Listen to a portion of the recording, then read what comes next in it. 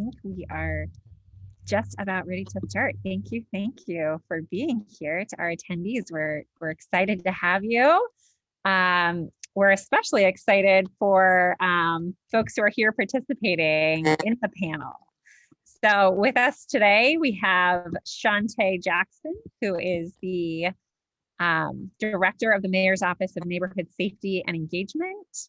And we have Gardnel Carter from Safe Streets, Baltimore, Ray Kelly from the Citizens Policing Project, and Erricka Bridgeford from Baltimore Ceasefire. And we are going to have a conversation today about community-centered public safety. So I'm going to turn it over to Shantay.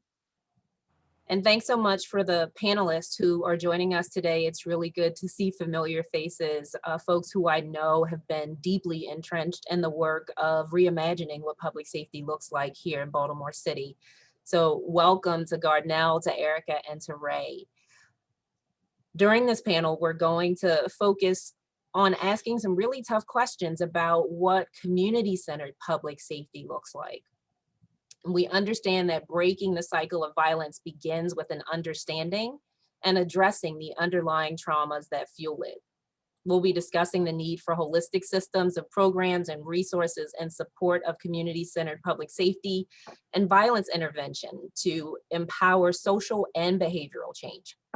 So before we get started, I'm going to take just a couple of minutes to talk a little bit about the work that the Mayor's Office of Neighborhood Safety and Engagement will be undertaking.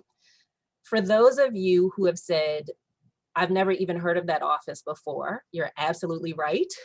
The office was created on December 23rd by Mayor Brandon Scott. It didn't exist before December 23rd.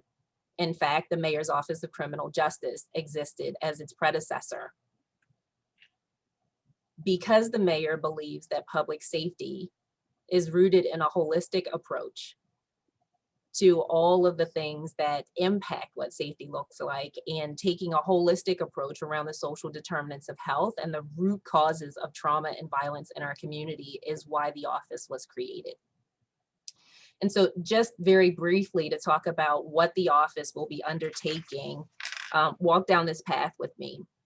We've established 3 key pillars of our work to improve neighborhood safety and to reach our goals. Those pillars are public health approach to violence, which involves gun violence prevention, focusing in on victim services, specifically intimate partner abuse, victims of human trafficking, and sexual assault victims.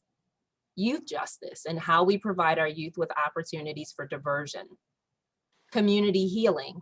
You're right smack dab in the middle of Healing City Baltimore's anniversary event. And so this office truly believes that it must play a critical role in providing healing opportunities for the community. And then finally, reentry. So really addressing opportunities and empowerment for folks who are returning citizens in ways that you've never seen the mayor's office do before. The next pillar is community engagement and interagency collaboration. That revolves directly around making sure that we're out there talking to Baltimoreans every single day about what they need to build their own capacity. This isn't just about providing technical assistance. It's about providing grant dollars and money to neighborhoods and communities based on what they say they need in order to create safe and engaging neighborhoods. We're also going to be responsible for coordinating interagency work. And so at an interagency level, we'll be the accountability partner for those who are responsible for creating public safety. And finally, building key partnerships. That's what's going to happen at a local, state, and federal level to drive funding to Baltimore City as we work through this reimagination. And then finally, the final pillar really revolves around evaluation and accountability, where we're creating strategic performance indicators that are driven by policy and research work that we're doing, and the introduction of what we're calling neighborhood stat. And neighborhood stat is rooted in us making sure that we know what the assets are in every single community and empowering them. Also, expanding the assets in any given community. And so with that, I'm gonna pause and I'm gonna turn it over to a couple of our panelists by opening up with questions. Gardnel, I'm coming to you first. Okay. I see, it looks like you're driving. I'm going to ask you to pull over to the side of the road or something there. No, I'm parked. I'm right up here, Park Heights Renaissance. Got it, got it. So Gardnel, first off, I want to take a moment and acknowledge the loss of Dante Barksdale, to many of us, Tata. Yes.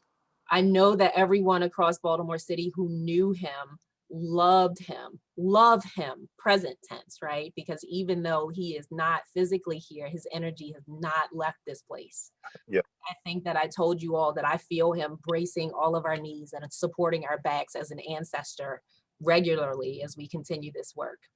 And so while feeling this physical loss, and knowing that you're taking it differently than some of us because of the closeness that you and Tata had, can you start by sharing with the audience about the heroes work that Safe Street does and how you simultaneously honor your own trauma and grief and go to scenes of violence and chaos to mediate beef? Oh, wow. So we honor this work by being in it and continue to be in it, and to build new relationships, old relationships, rekindle the old relationships, and chart a new path and a new ideal for what safe streets mean and what safety means in our community. Um, Looking at how we can empower our youth, because our youth are our greatest assets in our communities. And so taking that listening ear and listening to what they want and what they want to do, and finding the resources to support them in this work. This was one of the greatest things that Dante did on a daily basis when he talked to our youth.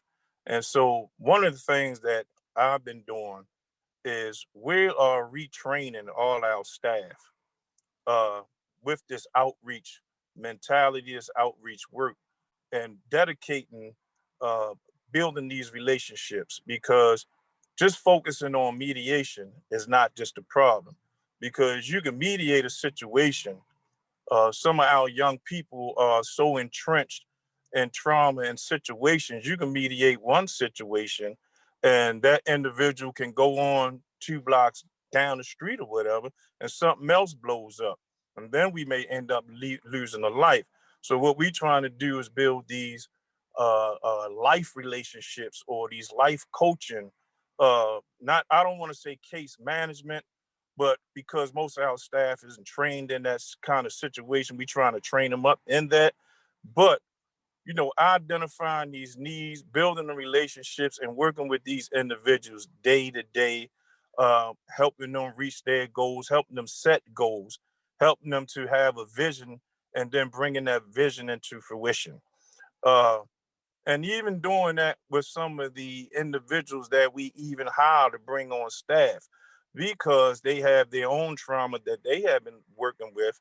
Some of them have never been in the workforce before, but they have the sincere heart to go out and do this work, want to become productive members of society and make a change from some of the stuff that they've done. So to honor Dante's legacy, we put out a thing and say, what would you do? What is your commitment? And so one of the commitments for me is to continue to see Safe Streets evolve, but also see some of the other grassroots community that's out here putting in the work as well, evolve as well, partnering with them, and building partnerships in each community that our sites are in, and just seeing it grow, just seeing it grow. Thank you so much, Gardnel. I would say a couple of things that I lifted out of that really hit home for me was this ability to meet people where they are. But you said 2 words that really resonated with me: life relationships. Right. And so making sure that we understand that relationships are the currency here in Baltimore City, and that in building those relationships, we have the ability to not only impact and influence each other, but to also help each other feel supported regardless of what we're navigating in any given moment, right? Feeling like you have someone that you can go to, that you trust if you're dealing with moments of grief, stress, anxiety, isolation, loneliness, anger, was powerfully conveyed when you just shared your message. Thank you for that. You're welcome. Ray, bro, I'm coming to you next. So, with regard to your work on the Civilian Oversight Task Force, the consent decree for the Baltimore Police Department, and the Citizens Policing Project, all of that work speaks to the need, obviously, for a reestablishment, or maybe even an establishment, right? If we think that there was never trust there to begin with, be interested in your take on that, between BPD and the communities that they serve. Can you talk about a few tangible examples of how officers can build back trust and respect? Can you provide some examples of how community can take greater ownership of the police department? So we first recognize what Brother Gardnel said is all of the change is contingent upon our participation. So I think what we've been lacking since the consent decree is stability. So I think the first part of any trust building process has to be relationship building. And that starts with familiarity. So we have to have a consistent, visible presence in the community to actually initiate a more positive engagement. But every component of this process needs the input from those impacted communities, because we know what works for us, and we can't be reactive as we've been historically. We have to now seize these opportunities through transition in the municipality or the consent decree or whatever the avenue may be, to give that input up front. A lot of times we react to something put forth by the police department or whomever that we don't agree with. And we now have that opportunity to take the control of it. And we can inject, like Gardnel said, people who have overcome the very traumas that we're trying to address as a city. And that's kind of the work that I was working with Tata before he passed, is kind of this whole Reconstruct initiative that is a collaborative of those of us returning citizens that have gotten on the right track and put that effort into repairing the damage that we know we caused in our community. So we want to make sure that we're there to help and do what we can to give information on how this got that way, and we can change it. So I think we're going to try our best to lead by our example, that look, we did stuff that was wrong in the past. We know we messed up some blocks, but now we all want peace. We want the bodies to stop falling, and we're going to do what we can to have peace in our city. And I think that's the undertone of everything we do from this point forward, is creating a city where, when, if ever, we open back up, we can engage in peace and love on each other. And kind of, as we get past the pandemic, we get past this epidemic violence and start to address those issues collaboratively. Thank you so much for that, Ray. And so hearing things like the community needs to have a seat at the table before you even start having conversations. Most definitely. Don't invite us into the room after the conversation happens. The answer lies within. If you have a problem that's happening in Southwest Baltimore, then should nobody be in that damn room except for the people that are there to solve it and the people from Southwest Baltimore. Right. They know better than anybody else. There is no expert on something that happens on Ramsey Street better than the lady that lived on Ramsey Street for 20 years and had to deal with this stuff. So they should be in the front end and not someone telling them this is what we're going to do. She should be there telling them this is what you need to do. Right.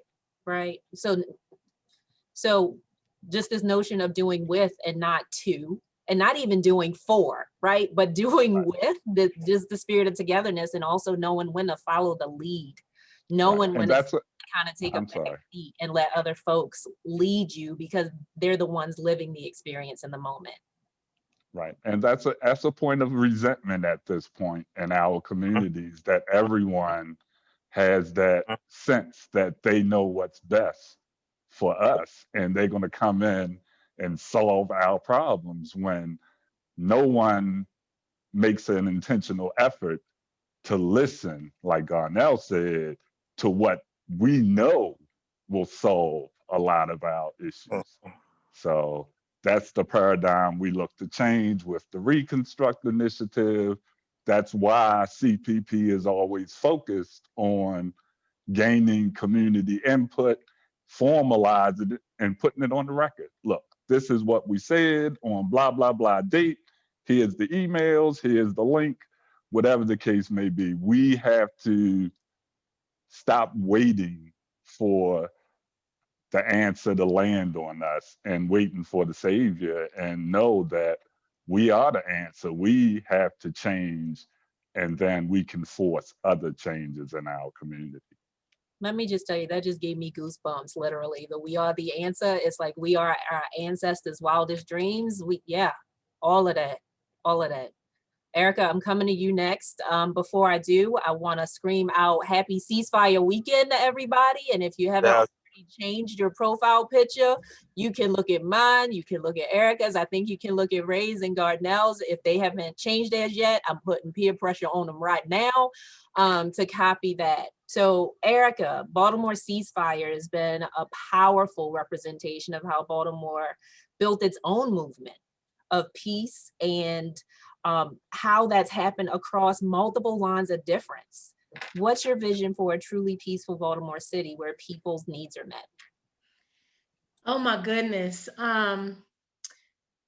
So I think that we underestimate our own personal power and our own personal impact. Like, each of us has our own pains and traumas around things that we've experienced, especially related to violence. And because violence and murder are so big, like, I don't know of a more toxic energy known to humankind than murder, And so thinking about facing an energy that toxic and that big, you can feel really little in relation to it. Like, there's nothing I can do about that. And so we misunderstand our personal power, and we misunderstand how vast each of us actually are.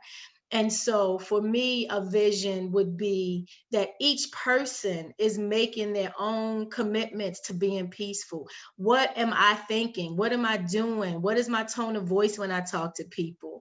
How do I react to people when I need to have hard conversations? What kind of things do I share on social media? All of those kinds of things. We forget that we cannot fail to do to ourselves what we do to other people. So however I'm treating you is exactly how I'm treating me. That's happening to me as well. And I'm saying to the universe that it's okay for me to be treated this way, since I'm treating other people this way, right? And we forget that whatever little beautiful thing I do, I'm doing to the whole. I'm doing to the collective. So whatever small, ugly thing I do, whether it's in secret or, big where everybody can see it, I'm doing to the whole. It's not just an incident that happened between me and a few people, or me and one person. And so everything that we do, because we really are one energy, whatever it is we do, we are doing to the whole. And so when you remember that, your personal power becomes a very real thing in your life. And so we're going to create and participate in the Baltimore that we want to see, it would be each of us really doing every little beautiful thing our hearts feel moved to do in every moment, that we're not ignoring those little quiet nudges in our soul that say what we should do or how we should move, but we're really like honoring those quiet nudges and manifesting them out loud in the world. Because as all of us are doing that, we can't help but change the energy and create something different together. Thank you for that, E. I think my personal takeaways there is to make sure that I walk in my vastness. Like, wow, that was deep right there for me. And also just this understanding that our individual vibrations have ripple effects. Absolutely. And so being thoughtful about what we vibing. Like, that's right. And that is a science. A lot of people think it's just like, you know, us unicorn mumbo jumbo type. Oh, I was about to cuss. Can I not cut? Okay, but people think it's just mumbo jumbo stuff, right? And there is actual science, you know, like scientists, physicists literally are able to measure your heart. Literally, the energy that comes from your heart space can be measured 50 feet around you in every direction. And so literally, you know, people have done experiments on water that when you say ugly things, the vibration literally changes what water looks like and makes it look ugly and disjointed. But when you say beautiful things, water makes these beautiful patterns that look like snowflakes and, you know, these beautiful art pieces. And we are made of mostly water. And so imagine what you're doing to yourself when you say and do ugly things, when you even think ugly things. And then the opposite of what you're doing to yourself and others when you're saying beautiful things and you're purposely just trying to vibrate in your beauty. And shutting up is always a valid response. You know, like if you don't, you know, this thing about, but I can't think enough of good to say right now. Well, go sit yourself down somewhere and get centered until you get the right answers about how to move, because whatever you put out into the world is literally impacting the whole, and it can be measured how it's impacting the whole. Yes, yes to all of that. So for all of y'all watching, check your vibe. Check your vibe, son. Check your vibe, son. Yeah. All right, Gardnel, you're up next. One of the things that Dante used to say is that when we ask people to put down the gun, we've got to give them something else to pick up instead of the gun, right? So what does that mean to you? How can we better meet the basic needs of people who are caught up in cycles of violence, people who are in the life? You know, that's a saying we've been saying for a long time since we first got started. And, you know, we always say that we got all these resources that's available for people, but the resources have to be real and they have to be something that people can obtain. You can't keep sending people on job interviews and they not getting a job. You can't keep sending people to social service or motor vehicle and they can't get past the barriers that's there. You know, so we have to have real resources for these guys. Then one of the other things that when we talk about uh, meeting these people where they at, we used to talk about we should have somebody from the mental health department when we out canvassing at night. We should have somebody from mental health, you know, from all the different agencies to walk with us, because we only have a certain amount of skill sets to deal with some of the stuff that we dealing with. So we need other professionals that can help us in these situations, people that have mental health problems, people that are dealing with domestic issues, people dealing with rejection from their girlfriends or their boyfriends. I mean, at night and even in the daytime, we are seeing now people are dealing with a whole host of emotions, feelings, and frustrations, and we need all the resources, all hands on deck when we coming out dealing with these people. And they got to be real resources. Our people are frustrated because we send them to all these different things and they not getting what they need. You know, so to say to put down, I mean, you tell a person, you put down the gun, we're going to get you a job. But if this person isn't mentally fit for a job, we got to attain to the other things to make him workable, to be able to work a job. You know, if this person, his living standards isn't up to what he needs, and he's out on the corner trying to get food or pampers or whatever, we got to find the assistance for him or her, you know what I mean, so that they can be able to get out and use the other resources. Homelessness is a big problem, especially when we was down in the Monument Street quarter. A lot of people would think just because the young people out on the corner, they not homeless. But a lot of them was, you know, living in these abandonments, taking old houses and making them fit for their families and things. So we need the resources 24/7. When we have people that's homeless and trying to send them to shelters, most of them won't go to a shelter because they treated worse in a shelter than they are on the streets. You know, so we got to have tangible, real resources for the individuals and the people that we encounter, because most of them don't want to be out there. Most of them choose to be out there because they have to take care of their necessities. And we got to understand that. Even when people are losing loved ones, some of them out there trying to pay for funeral expenses or whatever the need may be. And we got to be able to help them with their need with real resources. Thanks for that. That's real talk right there, right? So I'm gonna ask Erricka and Ray to chime in here, just on just some things that came out of that for me, Gardnel, was this isn't just a conversation about meeting people where they are, right? That, like, you don't just get to say, what do you need? And oh, go over to this place. It requires follow through. It requires empathy. It requires actually taking the time to understand why they're doing what they're doing to begin with, so that real resources can be provided. It also requires follow through, right? To make sure that folks are getting what you think you were getting for them, or helping them get to. It goes back to this with and not for. It goes back to this don't other me, right?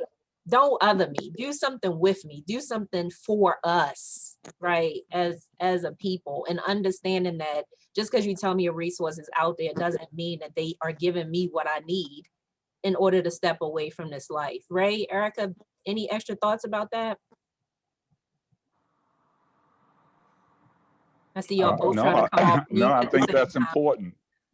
That's important. What Gardnel said is we have to actually make the possibility of a transition a realization. So one thing we heard in one of our group meetings was they were proposing this 8-week job readiness type program in our community. And the young guy just stood up and said, so we supposed to go 8 weeks with no pay in order to be eligible for this job. Right. And that was like a realization. I'm supposed to work for free for 8 weeks. Exactly. And they're going from getting paid every day and barely surviving off hustle money to now no money. So we got to make sure they got transportation essentials.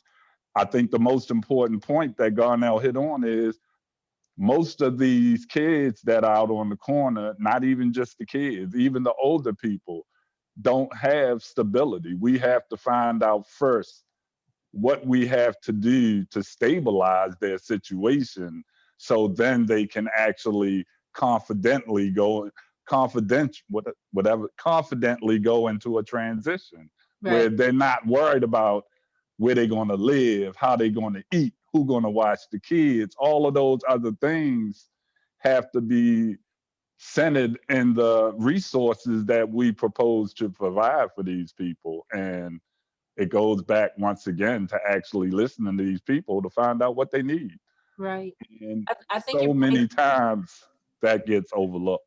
Yeah, your point's a really valid one. I'm going to ask Erricka to kind of close this portion out, just around what Ray just mentioned about stabilization before you ask somebody to stop doing what they're doing. Can you talk a little bit more about that? Yeah, I loved two things that really popped out in my mind while both Hamza and Ray were talking. Um, so I've been really recently processing my own judgments about violence and why people choose violence. And one of my friends was helping me think through, like, we have to remember that violence is a language. And for a lot of people, that's the only language that they have learned, that they've been conditioned with. And you look all around you, and the whole world is speaking that language and telling you that that's the main language that will get you what you want in this world. And so, if we're saying to people, don't be violent or don't make particular choices in their life, and then we don't replace it with something else. We don't teach them, well, how do you resolve your conflicts? How do you speak for your own needs? When you feel disrespected, what actually happened in your brain that made you want to punch somebody in the face when you felt disrespected? Like, when we understand all of those things, that helps us to understand how to make different kinds of choices. So we have to replace that language with a new language. And unlearning is way harder than learning. So having to Say that one more unlearn, time. Say that one more time. Say that one more time. unlearning, unlearning is way harder than learning. And so if I'm having to unlearn popping off at people or catching an attitude or just not liking for people to tell me what to do, right? You're telling me I need a job, and I'm used to moving how I want to move and talking how I want to talk, and suddenly professionalism is a thing. And what does that even mean? And how does it really work in an office space or in a company or whatever kind of job I'm going to go and get? Like, we have to not just replace people's behaviors and habits and language, right? Teach people something new, but we have to, in that teaching process, remember that a lot of unlearning is happening. So we have to have compassion, we have to have patience, we have to have gentleness, we have to be willing to come at them just as hard and keeping them close to us as the streets did. The streets are relentless. They never stop giving you reasons for why you should stay in the streets, right? Why you should stay with them. The streets never stop. The streets don't give up on trying to pull you back in. And so when we tell people, oh, come get this job and come learn a new way of living and learn a new way of being, as we see people backsliding into their own old ways, because that's all they've known for their entire life, we have to be just as diligent and persistent as at keeping them close and understanding that learning process. Thanks, E. So Ray, the work that you're doing has you smack dab in the middle of the intersection of working with different groups that have historically disliked and even distrusted each other. So in particular, communities of color and the police, right? So Black and brown people and BPD. How have you been able to build bridges across those lines of difference to bring people together? And what lessons do you think there are for Baltimore from the work that you've done? So I think the tool that actually is used is the fact that our people still want better, we still want change, we still have hope. So the opportunity to actually influence that change and tell that story after the riots and unrest with the DOJ kind of centered so many people that had frustrations about that. And what we did was created a mechanism of formalizing that voice. And throughout the consent decree process and to the consent decree and all the new policies that come in, that I want to go beyond the word activism, but that direct engagement from frustrated community members kind of changed how things happen in Baltimore City. And nothing I've done yet has changed that trust issue. It's the start of building that bridge. Like I said, it's the opportunity to now engage in the process of building those relationships. And we talk about a consent decree, and now we're in our third year of reform. But to look at it realistically, we're like in our second year of building relationships. And that trust piece comes many years down the line after decades and decades of mistreatment, oppression, and just racist type of structure. And that's the hope, is that working with people like Antoine Quarles and Peanut King and Dennis Wise, who essentially adopted that street mentality, like Erricka said, there's always that law. So they adopted it and took it to these higher levels, and they know what they did. They know the issue in that community, and they know what paradigm changed it. And we got to kind of introduce those unknown variables to the efforts to actually rebuild those trust efforts. So there is the street code, there is the police code. Somehow we have to come into a room and decide how we can share whatever pieces we can share to actually work together to save lives. If that truly is our priority moving forward, we have to commit to doing what we can to working together so we can address this issue as a city. Thanks, Ray. Gardnel and Erricka, I'm going to be coming to y'all in a minute. But Ray, it's so interesting what you shared about us still being very much at the beginning of this trust building exercise, right? I couldn't agree with you more there. It's interesting that I had a conversation with somebody just a few weeks ago about the uprising, from my perspective, being the burning all the way down and us being a phoenix on the rise now, right? Because when we saw the death of, or the murder, the homicide of George Floyd in police custody, we saw other cities start to go through their burning, and we didn't see that here in Baltimore City. We saw police officers allow peaceful protests. We saw community members having deep conversations with police officers about what was happening across the country. And so I guess Gardnel and Erricka, interested in your thoughts around whether or not Baltimore is on the path to set the example for others to follow, given that our burn down, if you will, happened in 2015. And just in my personal opinion, we're the phoenix, we're the rebirth at this point. Our young people, how we're starting to engage with folks, the fact that we're holding each other accountable more for relationships. Just interested in checking in with you all there. And Ray, happy for you to chime back into. I would say that was a learning curve for us that propelled our young people to unite. Our young people know how to navigate social media way better than any of us, and they formed a force, developed some groups where they got together and said that they was going to take this thing on themselves to make a difference, not only in Baltimore, but they made a difference in the country.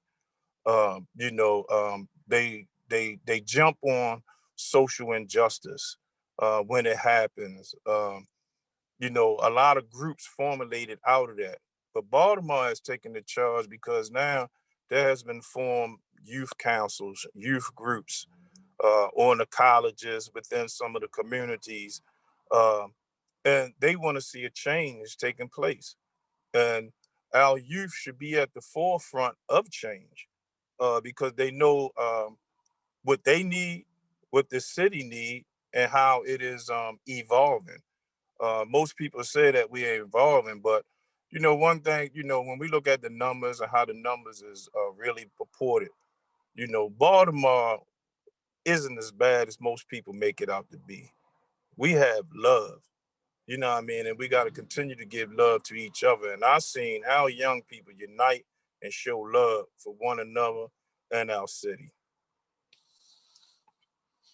Yeah, one of my favorite things about Baltimore is our ability to rise is a very real thing.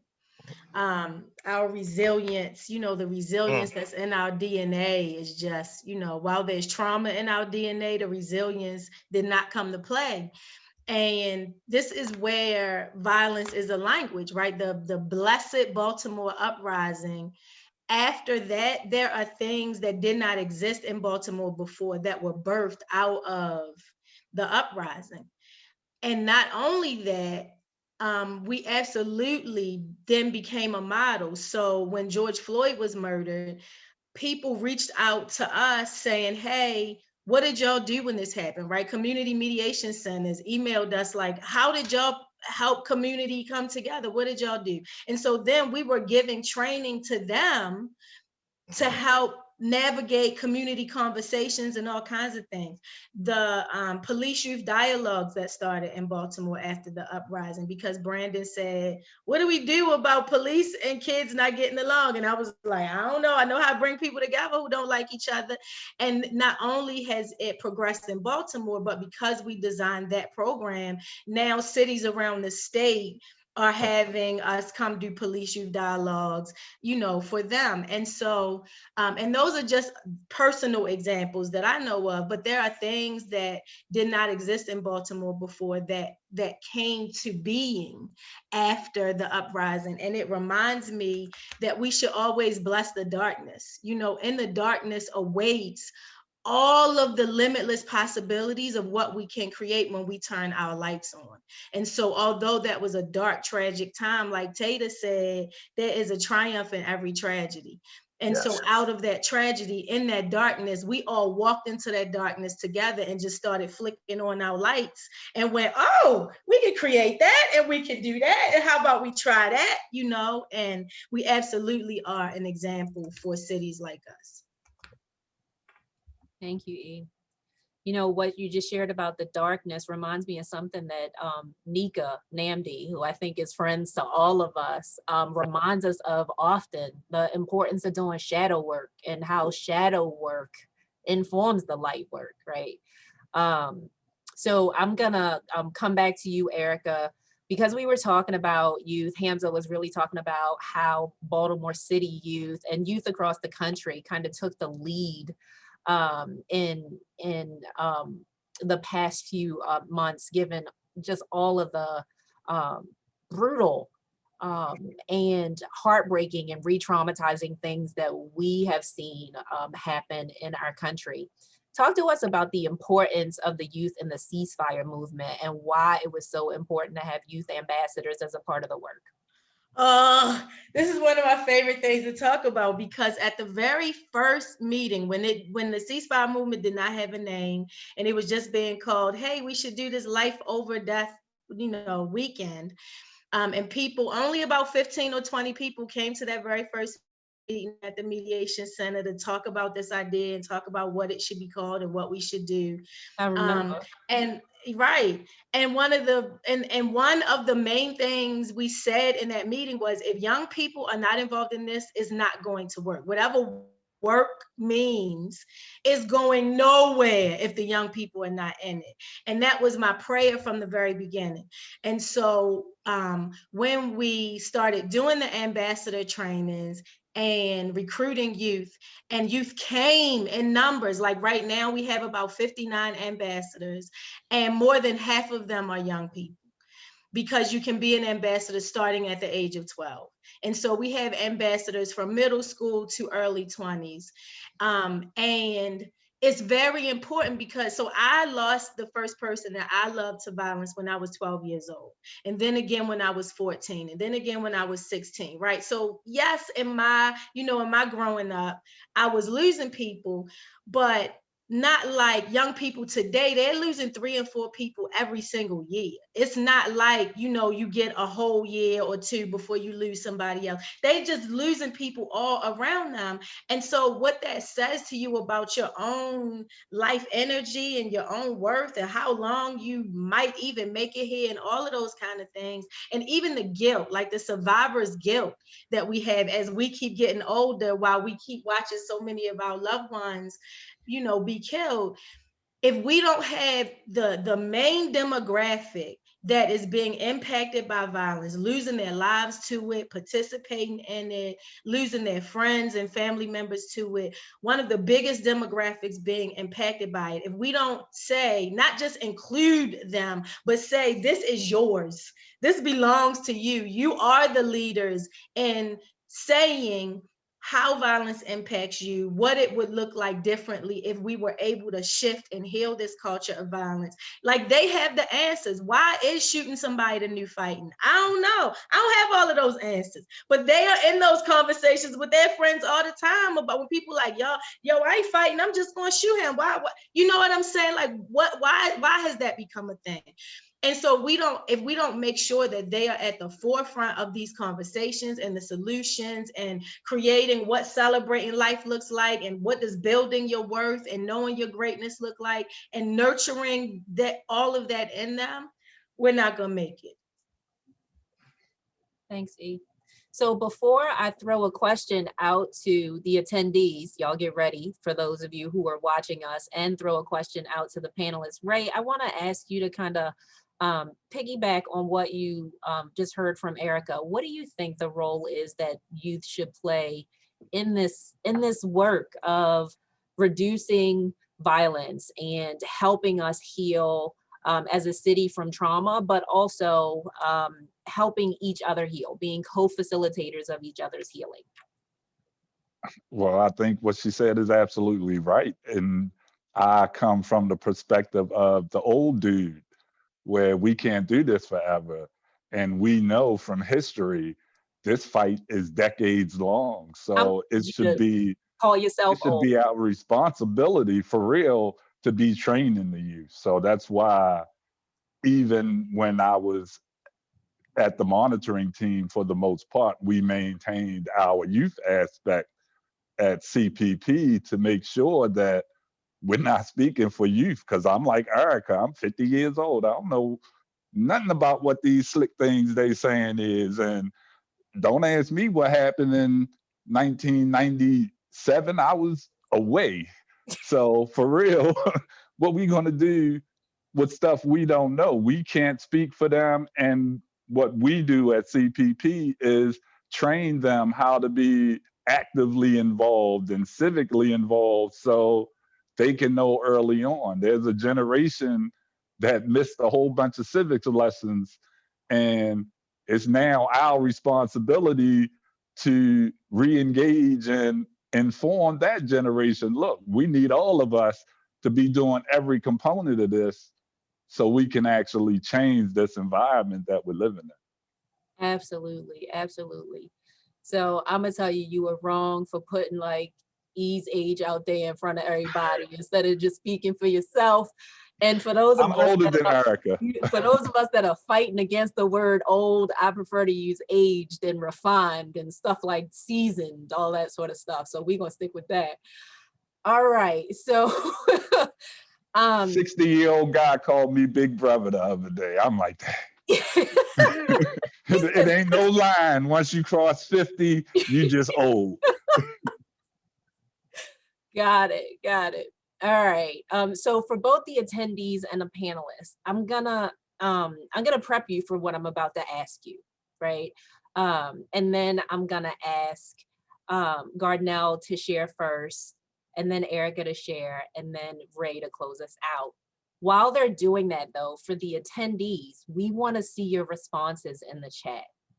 All right. So in the next 2 seconds, I'm gonna ask you to close your eyes, and I just want to prepare people for that. Obviously, we can't see y'all attendees, but we want y'all to close your eyes too, and then just listen for my question. Let's close our eyes and take a deep breath in through your nose. Swell your belly really big, and then breathe out slowly through your mouth.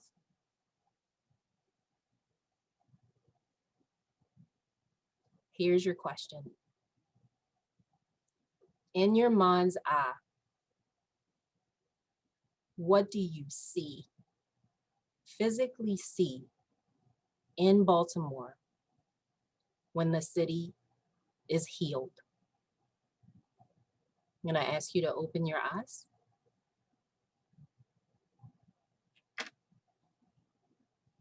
For those of you that are attendees, feel free to start filling up the chat for us. Gardnel, what do you see when you look around Baltimore City when we are healed, when our work is done? What does a healed Baltimore look like when you look around? Greatness. I see just the potential of what this city, our communities, and our people become. I see a love because we was named Charm City. I think we can surpass Charm City and become one of the greatest cities in our country, maybe on this earth. That's what I see. Thank you. Ray, it looks like you're still seeing it. It looks like I'm so happy that you're still in that place. It looked like you were still seeing it for a minute. Tell me what you saw when our work is done and Baltimore is a healed city. What do you see when you look around? You're on mute. I was like Brother Hamza, and I was in a place of trying to grab a word until he said a word. And then that put me in another space, and I had to close my eyes again. Oh, tell us. And I had to visualize what does greatness look like. And for me, as you guys know, I'm a foot guy, so I'm walking all the time. And I just see a healed Baltimore as a city where any resident in this city can just walk in any neighborhood in this Yes. city. Come on now. And it ain't gonna be no mask in this healed city, so we're gonna be able to dap and hug again. And that just commute from A to B will be possible again, where we know when you on foot, sometimes you can't walk through certain neighborhoods at certain times. And in a healed Baltimore, that paradigm doesn't exist. And so, Erricka, we're going to ask you to close out with the panel, but we're going to ask the attendees to keep telling us what you see, because we're going to honor you by sharing what you've said. Erricka, what do you see? This question gave me chills and got me choked up because, to be perfectly honest, what I see is exactly what I grew up in. So I grew up in a housing project in West Baltimore, Zone 16, called Normount Court. And I did not, so everything that people think about me right now, I remind people like, what you are looking at is Normount Court. You know, you're looking at West Baltimore, raised me. And so I see people, I see elders sitting on the porch. I see kids outside doing chairs, you know. I see I see people speaking to one another. Like Ray is saying, whatever neighborhood you go in, as you're walking through, you know, Baltimore, you're saying hi to strangers, and it doesn't dawn on you that maybe you shouldn't do that, you know, like, and people don't look at you like you're crazy when you speak to them and you don't know them. I see police officers on foot, walking through neighborhoods, having conversations with community members, and grown-ups not grabbing their kids saying, no, don't speak to him. Like, you know, that we view police officers as members of our community if we're in the here Baltimore. I see us not judging our young people around the way they dress and you know, what music they listen to. I see us not saying that the kids are the future, understanding that they are very much out right now. You know, I see all the laughing and dancing and, you know, like that's what I grew up in. And so that's my foundation. And so when people are like, well, how do you think, you know, all of this stuff is going to work in a place like Baltimore? Because I know it's not that we're trying to get back to what some things that we know Baltimore has in it already. You know, it's not that we're trying to create something foreign to us. We're just trying to manifest what we know Baltimore already has in it because we've all experienced it. There is no love like Baltimore love. There is no love like Baltimore love. And so just to see Baltimore love in every crevice of our lives, that's what I see. Because that's what I had. Thank you. I'm going to take our last 4 minutes to read through what the rest of Baltimore shared with us in the chat about what they see, right? Because we all plan on seeing this Baltimore together, right? This is our collective vision. We all holding hands to realize this healing city, Baltimore. And nubs. Yes, and nubs. And 3 fingers and a thumb and all of that, all of that. So agape love, people of all backgrounds gathering in happiness together, Baltimore pride, collectiveness, growth, support and togetherness. I see huge smiles and loud laughs, justice and opportunity for everyone. I see a city of unity and love, everyone treated equally. A city of love, an example for the country. Baltimore can paint the picture for the nation. I see shalom. Well-loved parks filled with people, laughing children and art, lots and lots of grass and no abandoned buildings. Children playing outside. Neighbors of all ages who know each other's names outside, talking to each other regularly at any time of the day, comfortable and safe. One where we can support even complete strangers. Yes, talking across the yards and complexes. Stranger danger isn't a thing. Bright white marble steps. Come on now, who scrubbed them steps like I did? I believe healing is an ongoing process, so it won't necessarily be an ending. I'm here for that. I'm here for that. That said, I believe that there are components we can look for: more collaboration and work in communities that's inclusive of police, more transparency from schools and other agencies, youth-centered policies and practices, and folks outside day and night, enjoying just being. Y'all remember them nighttime block parties. The dynamics are definitely changing, even if it's little steps.